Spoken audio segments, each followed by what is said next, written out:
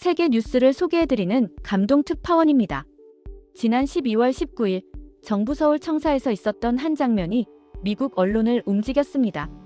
이재명 대통령이 통일부 관계자들에게 이렇게 물었습니다. 이거를 이제 공개를 하자 그러면은 대한민국을 빨갱이 세상 만들자는 거냐, 그리고 엄청난 정치적 공격이 생길 것 같은데 어떠세요? 북한 노동신문을 국민들한테 못 보게 막는 이유는 국민들이 선전전에 넘어가서 빨갱이 될까봐? 그거 아닌가요 원래? 근데 그럴 가능성이 있어요. 저는 오히려 북한의 실상을 정확하게 이해해서 저러면 안 되겠구나 생각하는 계기가 되지 않을까 싶은데, 그러면 이걸 왜 막아놓습니까? 언론은 보게 하고 국민은 못 보게 하고, 국민을 사실은 좀 뭐라고 취급하는 거 아닌가요? 국민을 주체적 존재로 취급하는 게 아니라 혹시 선전선동에 넘어갈 그런 존재로 취급하는 거 아닌가요? 왜 노동신문 접근을 막습니까? 국민이 선전에 넘어가서 공산주의자가 될까봐 두려운 겁니까? 회의실 분위기가 순간 얼어붙었죠. 그리고 이 대통령은 명확하게 지시했습니다. 그냥 열어주십시오. 이 한마디에 국제뉴스를 다루는 미국의 권위 있는 통신사인 유나이티드 프레스 인터내셔널 UPI가 즉각 반응했습니다. 그것도 사설까지 내면서 말이죠. 과연 외신들은 이 발언을 어떻게 해석했을까요? 그리고 이 발언의 진짜 의미는 무엇일까요? 지금부터 자세히 알아보겠습니다. 먼저 상황부터 정리하겠습니다. 12월 19일 금요일 외교부와 통일부가 대통령에게 업무 보고를 하는 자리였습니다. 이 자리에서 나온 질문 하나가 모든 걸 바꿨죠. 왜 노동신문을 막습니까? 여러분, 대한민국은 1948년 정부 수립 이후 77년간 북한 매체 접근을 엄격히 통제해왔습니다. 국가보안법이라는 법도 있고 국정원이 이를 관리해왔죠. 그런데 대통령이 직접 왜 막느냐고 물은 겁니다. 이 대통령은 이렇게 말했습니다. 이건 국민을 자율적 존재가 아니라 선전에 쉽게 흔들리는 존재로 보는 겁니다. 이건 국민을 과소평가하는 겁니다. 통일부 관계자가 조심스럽게 답했습니다. 대통령님, 저희가 이 문제를 국정과제로 추진하겠습니다. 그러자 이 대통령의 답변이 압권이었습니다. 국정과제로 할 것도 없습니다. 그냥 열어주세요. 여러분, 이게 얼마나 파격적인 발언인지 감이 오시나요? 이 발언이 나온 지 불과 몇 시간 만에 미국 UPI 통신이 움직였습니다. 그런데 단순 보도로 끝나지 않았습니다. UPI는 이례적으로 사설을 냈습니다. 제목부터 명확했죠. 왜 한국은 북한에 대한 정보를 제한해서는 안 되는가? 사설의 첫 문장을 들어보시죠. 이재명 대통령은 한국 국민들이 북한 정보를 읽고, 듣고, 보도록 허용하려 합니다. 이것은 옳은 일입니다. 한국은 자신감 있는 민주주의입니다. 그렇게 행동해야 합니다. 여러분, 미국 언론이 한국 대통령의 대북 정책을 두고 옳은 일이라고 평가한 겁니다. UPI는 계속해서 이렇게 썼습니다. 성숙한 사회는 사실을 숨김으로써 스스로를 보호하지 않습니다. 증거를 평가하고 거짓을 거부하며 건전한 판단을 내릴 수 있는 시민을 만들므로써 스스로를 보호하는 거죠. 그리고 UPI는 아주 흥미로운 예측을 내놨습니다. 만약 한국 국민들에게 노동신문 접근권이 주어진다면 처음에는 호기심으로 읽을 겁니다. 그러면 어떻게 될까요? 참신함은 곧 사라집니다. 반복적인 내용, 거짓말, 공허한 주장만 보이겠죠. 그 결과는 급진화가 아닙니다. 지루함이고 거부감입니다. 그리고 북한 체제가 얼마나 거짓말투성이고 형편없는지 더 확실하게 깨닫게 되는 거죠. 여러분, 이게 미국 언론의 시각입니다.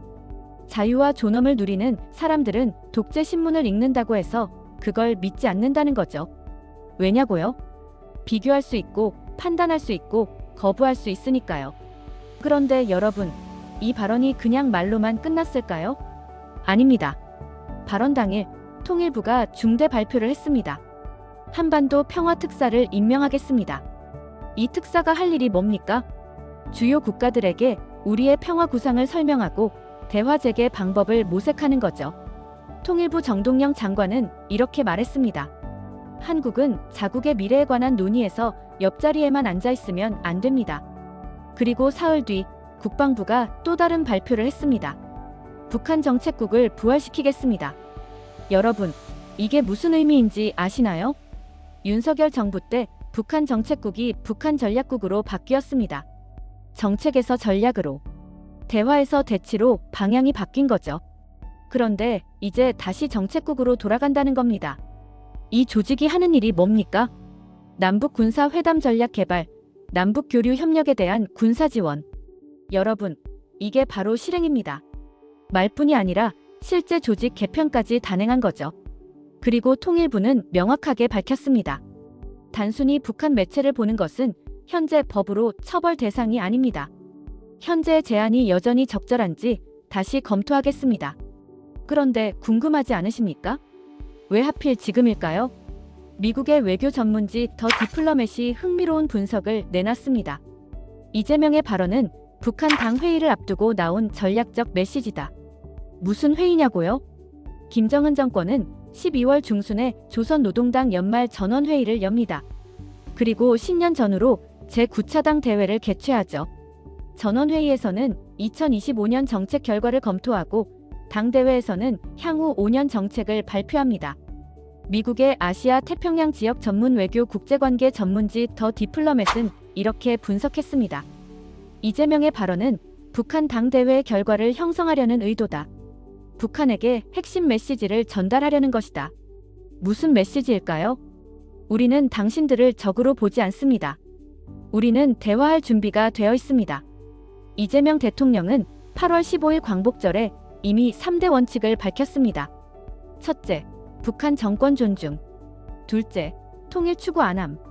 셋째, 상호 신뢰 기반 교류. 그리고 9월 유엔 총회에서 엔드 이니셔티브를 발표했죠. 익스체인지 교류, 노멀리제이션 정상화, 디누클리어러제이션 비핵화. 비핵화를 맨 뒤로 뺐습니다. 일단 교류하고 관계를 정상화한 다음, 그 다음에 비핵화를 논의하자. 12월 19일 노동신문 발언은 이 큰 그림의 일부였던 겁니다. 물론 논란은 있습니다. 통일부는 찬성합니다. 이미 기자들, 연구자들은 노동신문을 봅니다. 일반 국민만 못 보게 하는 게 말이 됩니까? 민주당 박지원 의원은 이렇게 말했습니다. 노동신문을 자유롭게 보는 것이야말로 가장 효과적인 반공교육입니다. 왜냐고요? 직접 보면 압니다. 얼마나 허황되고 거짓말투성이인지. 하지만 국정원은 반대합니다. 친북 정서 확산 우려. 보수 진영도 우려합니다. 국가안보 위협. 그런데 UPI는 이렇게 반박합니다. 자유와 존엄을 누리는 사람들은 독재 신문을 읽는다고 그걸 믿지 않습니다. 그들은 비교하고 판단하고 거부할 수 있습니다. 그렇다면 이 정책 어떻게 해석해야 할까요? 세 가지 렌즈로 살펴보겠습니다. 첫째, 투명성의 힘입니다. 77년간 노동신문을 막아온 이유는 뭘까요? 국민이 북한 선전에 넘어갈까봐 걱정했던 거죠. 그런데 이 대통령은 정반대로 생각합니다. 오히려 다 보여주면 어떻게 될까? UPI 편집국이 예측한 것처럼 처음엔 호기심으로 볼 겁니다. 그러다가 점점 깨닫게 되죠. 똑같은 구호의 반복, 빈약한 내용, 현실과 동떨어진 주장들. 결국 국민들은 지루함을 느끼고 북한 체제의 실체를 더 명확하게 보게 됩니다. 숨기는 게 아니라 오히려 투명하게 공개함으로써 국민 스스로 판단하게 만드는 거죠. 둘째, 민주주의의 자신감입니다. 성숙한 사회는 정보를 차단하는 게 아니라 판단력을 키우는 거죠. 셋째, 외교적 신호입니다. 북한에게 우리는 적대적이지 않다는 메시지를 보내는 겁니다. 정리해볼까요? 12월 19일 이재명 대통령이 노동신문을 열어라고 지시했습니다. 미국 UPI는 사설을 통해 이것은 옳은 일이라고 평가했습니다. 한국은 자신감 있는 민주주의다. 그리고 이 발언은 말로만 끝나지 않았습니다. 평화 특사 임명, 국방부 조직 개편. 실제 정책으로 이어지고 있죠. 타이밍도 전략적입니다. 북한 당 대회 직전이니까요. 우리는 적대적이지 않다는 신호를 보내는 겁니다. UPI가 말했습니다. 성숙한 사회는 사실을 숨기지 않는다. 판단할 수 있는 시민을 만든다. 여러분은 어떻게 생각하십니까? 노동신문 열어야 할까요? 막아야 할까요? 이게 정말 민주주의의 자신감일까요? 아니면 안보에 대한 경솔함일까요? 댓글로 여러분의 생각을 들려주세요. 오늘 영상 어떠셨나요? 도움이 되셨다면 구독과 좋아요 꼭 부탁드립니다. 저는 감동 특파원이었고요.